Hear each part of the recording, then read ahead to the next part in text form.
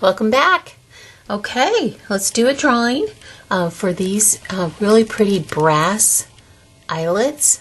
They're, of course, summer beachy theme, and you can take them apart and use them all different ways. You don't have to use it like that. So get out your instruction sheets, and let's see, the winner will be number 8. Number 8 is the winner for these cute little brass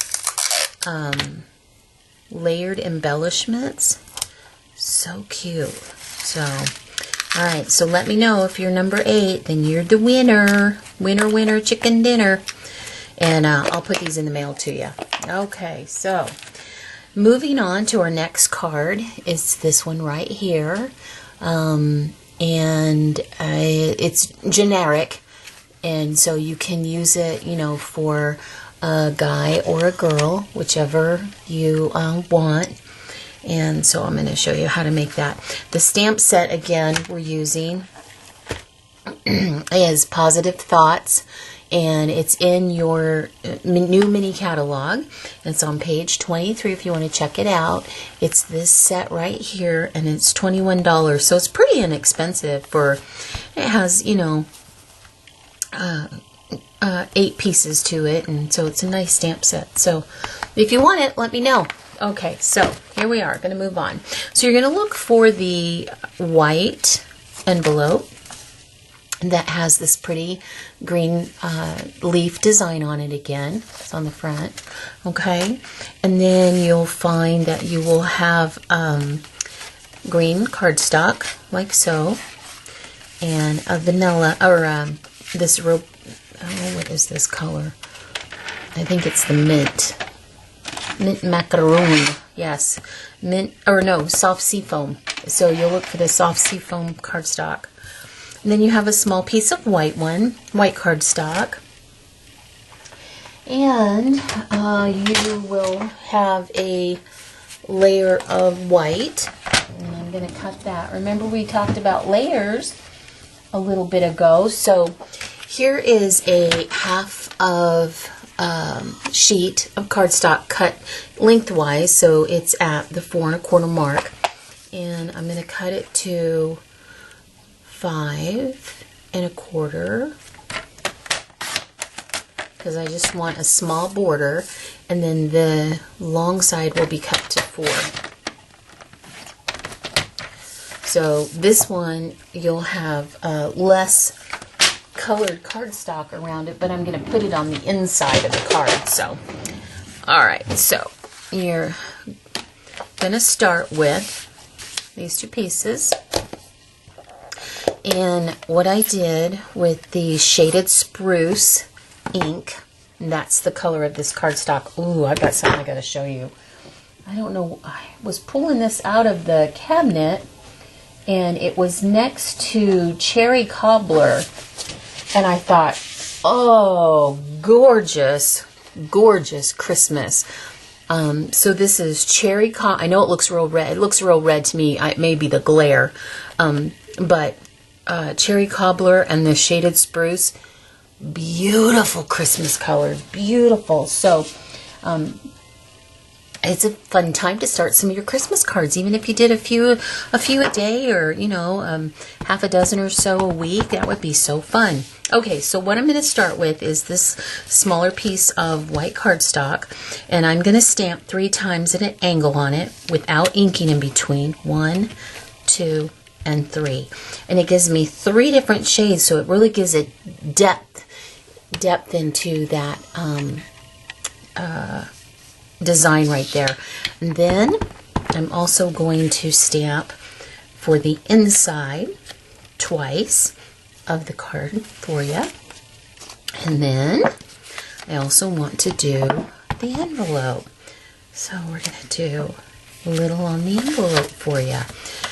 They all may not be exactly the same. I don't know. I've already got these prepped. I sat here and prepped 32 of them already this morning. So I don't remember exactly what I did, but anyway. Okay, so I don't want to close that up yet. I'm going to do one more greeting, It says sending positive thoughts and feel good wishes. So you can use this as an encouragement card for someone right now, or you could use it for a get well card for someone. Or I'm going to tell you in a minute how you can also use this before you put everything together. Okay, so what I'm going to do is grab my glue right here and glue this to the inside.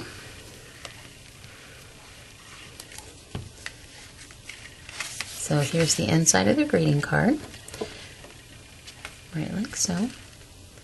And you notice how there's just a small border that gives more room for writing and stuff like that. And because the cardstock is so dark, I wanted to give you a larger bit of space there. Okay, so there's the inside, and now for the outside. So here's where the trick comes in.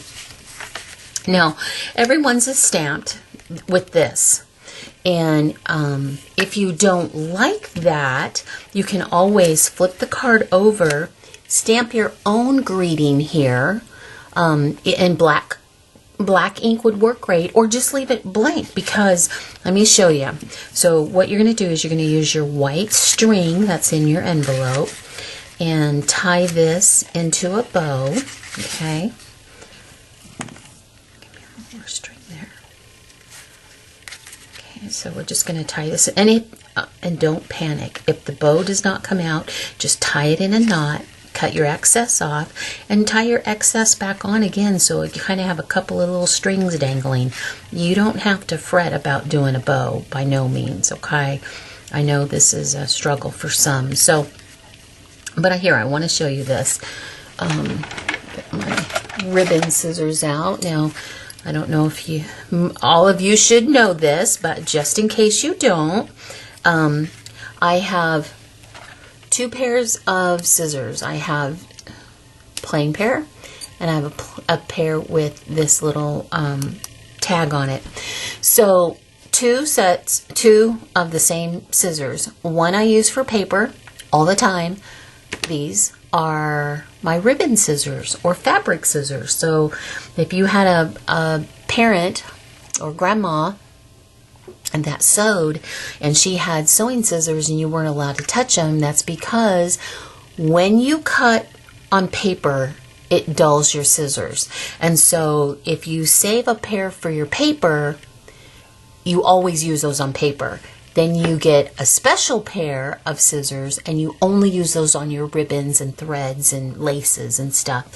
For in your card making, I have had these scissors for, I bet, 17 years, and they still cut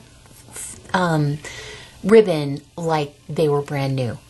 So it's, instead of using your paper scissors to cut ribbon that chew, and then it frays all the ribbons, invest $10 in a good pair of snips. We have these in the catalog, and put a ribbon on it, put a tag on it, put a keychain, something that says hands off, these are my ribbon scissors. Now, an old Stampin' Up! Demonstrator had actually gave me this as a gift, and she had made me the tag. This used to have my initial on it, but after 17 years, I guess it's allowed to wear off. So I kind of treasure them because it was a gift from a dear friend, but they're also very sharp still, and they're very old. Okay, so here's the deal.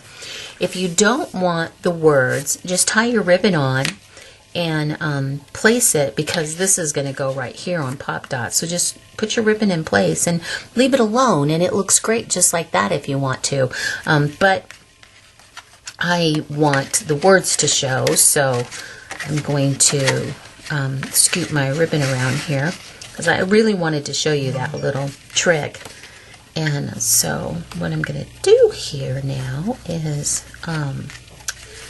glue this on. So your Seafoam, I love this color of cardstock. It's so beautiful with the spruce.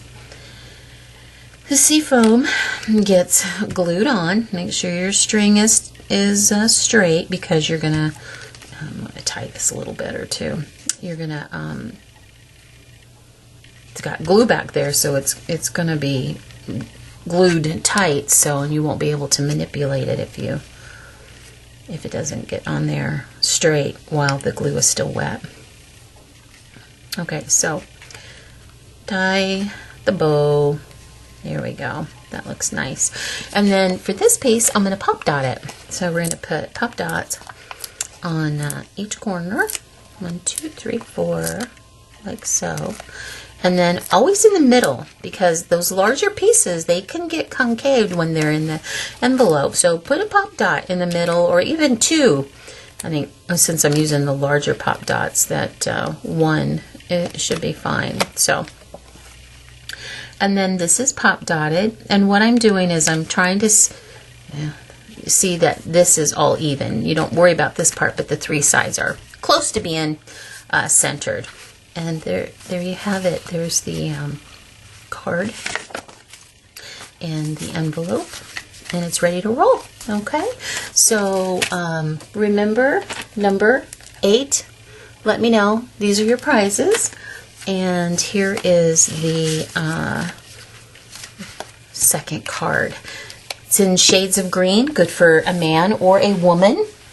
Good for, thinking of you, get well, or just an encouragement card. So there you go. Thanks, girls.